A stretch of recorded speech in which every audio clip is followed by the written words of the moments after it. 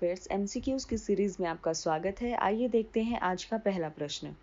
वैश्विक आतंकवाद सूचकांक यानी ग्लोबल टेररिज्म इंडेक्स के संदर्भ में निम्नलिखित कथनों पर विचार करें। कथन है 1, इस सूचकांक के स्कोर वैश्विक शांति सूचकांक में प्रयुक्त होते हैं। कथन 2, भारत को इस सूचकांक में शीर्ष 10 आतंकवाद ग्रस्त देशों की श्रेणी में रखा गया है। उपरोक्त कथनों में से कौन सा या कौन से कथन सत्य हैं? विकल्प हैं ए केवल 1, बी केवल 2, सी उपरोक्त दोनों सही हैं या डी न तो 1 नहीं 2। इसका उत्तर होगा विकल्प सी, उपरोक्त दोनों कथन सत्य हैं। इसकी व्याख्या देखते हैं। वैश्विक आतंकवाद सूचकांक Australian think tank Institute for Economic and Peace द्वारा जारी किया जाता है। भारत को इस इंडेक्स में 2019 के लिए 7th रैंक मिला है, जबकि पिछली बार 8th रैंक था। जबकि Afghanistan, Iraq, Nigeria, Syria, Pakistan और सोमालिया पहले 6 देशों में या टॉप 6 देश हैं। जबकि कॉन्गो, सूडान, फिलिस्तीन जैसे देशों को भारत से बेहतर स्थिति में दर्शाया गया, यानी इनका रैंक भारत से कम है, या यूं कहें कि 7th के बाद इनका रैंक है। सबसे बड़ी बात है कि इस इंडेक्स के डेटा को global peace index, global slavery index में डायरेक्ट यूज किया जाता है और वर्ल्ड इकोनॉमिक फोरम के ट्रैवल एंड टूरिज्म कॉम्पिटिटिवनेस में इस डेटा को इनडायरेक्टली यूज किया जाता है। तो स्वाभाविक है कि इस इंडेक्स में इतनी निम्न स्थिति की वजह से अंतर्राष्ट्रीय स्तर पर भारत की छवि खराब होगी, जो कि भारत के पर्यटन क्षेत्र और निवेश के लिए अच्छी नहीं है।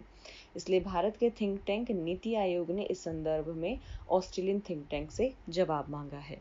प्रश्न नंबर 2 देखते हैं। USCIRF यानी United states commission on international religious freedom द्वारा जारी हालिया रिपोर्ट के संदर्भ में निम्नलिखित कथनों पर विचार करें। कथन है, इस रिपोर्ट में भारत को टायर 2 की श्रेणी में रखा गया है। कथन 2, भारत को चीन, उत्तर कोरिया तथा पाकिस्तान से भी निम्न स्थान दिया गया है। उपरोक्त कथनों में से सत्य कथन का चुनाव करें। विकल्प हैं ए केवल 1, बी केवल 2, सी 1 और 2 दोनों या डी न तो 1 नहीं 2। इसका उत्तर होगा विकल्प डी, उपरोक्त दोनों कथन असत्य हैं, क्योंकि भारत को टायर 2 श्रेणी में पहले रखा जाता था, जबकि इस बार इसकी स्थिति को और निम्न कर दिया गया तथा भारत को CPC यानी कंट्री ऑफ पर्टिकुलर कंसर्न की श्रेणी में रखा गया है। रिपोर्ट में भारत को चीन, नॉर्थ कोरिया, पाकिस्तान और सऊदी अरब जैसी कंट्रीज के समकक्ष रखा गया, तो दोनों कथन असत्य हुए हैं। भारत सरकार ने इस रिपोर्ट पर भी अपनी आपत्ति जताई है। प्रश्न नंबर 3 देखते हैं। चकमा और हाजोंग जन समुदाय के संदर्भ में निम्नलिखित कथनों पर विचार करें। कथन है, ये तिब्बत से निर्वासित धार्मिक समुदाय हैं। कथन 2, चकमा समुदाय हिंदू धर्म से संबंधित है। कथन 3, हाजोंग समुदाय बुद्ध संप्रदाय से संबंधित है। उपरोक्त कथनों में से कौन सा या कौन से कथन सत्य हैं? विकल्प हैं ए केवल 1, बी 2 और 3, सी उपरोक्त में से कोई नहीं या डी उपरोक्त सभी। इसका उत्तर होगा विकल्प सी, उपरोक्त में से कोई भी कथन सत्य नहीं है। हाजोंग और चकमा तिब्बत से नहीं बल्कि बांग्लादेश से निर्वासित शरणार्थी हैं, जो कि भारत में नॉर्थ ईस्ट स्टेट्स में बड़ी संख्या में रह रहे हैं, स्पेशली अरुणाचल प्रदेश में। ये बांग्लादेश में कर्णफुली रिवर पर कप्ताई डैम बनने से विस्थापित हुए थे। चकमा बौद्ध धर्म से संबंधित है, जबकि हाजोंग हिंदू धर्म से संबंधित हैं। ये चर्चा में क्यों है? लॉकडाउन में इस समुदाय के सम्मुख भुखमरी की समस्या खड़ी हो गई है, क्योंकि इनके पास राशन कार्ड नहीं है, क्योंकि इनके राशन कार्ड 1991 में जब्त कर लिए गए थे। हाल ही में rights and risk analysis group द्वारा यह मुद्दा उठाया गया है। प्रश्न नंबर 4 देखते हैं।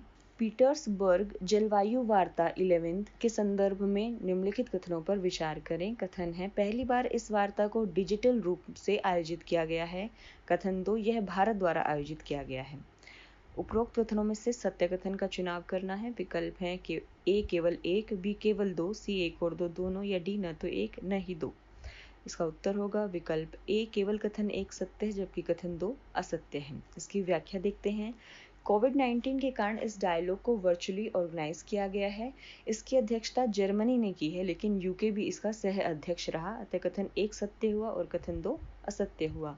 भारत की तरफ से केंद्रीय मंत्री प्रकाश जावड़ेकर ने इसमें भाग लिया तथा भारत ने इस डायलॉग या कॉन्फ्रेंस में अपनी राय देते हुए कहा है कि क्लाइमेट टेक्नोलॉजी सभी के लिए अवेलेबल होनी चाहिए तथा डेवलपिंग कंट्रीज के लिए क्लाइमेट फाइनेंस अरेंज करने पर बल दिया जाना चाहिए।